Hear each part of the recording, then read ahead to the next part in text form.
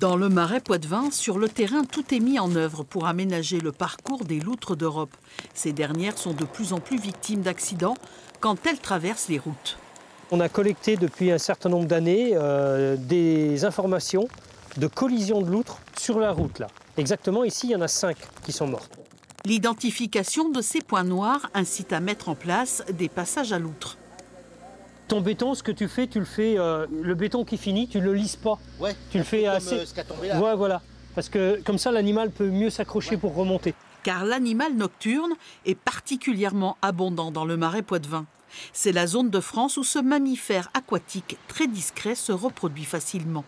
Il laisse des épreintes, les signes de son passage. On le voit qu'elle est relativement fraîche, elle a entre 1 et 2 jours, pas plus. Donc là, on a un animal qui est passé il y a 1 ou 2 jours et qui est venu marquer son territoire. Si on prend un morceau de cette crotte dans la main, qu'on l'écrase un petit peu et qu'on le sent, ça a une odeur sucrée et de poisson. Donc ça, c'est caractéristique, c'est une crotte de loutre.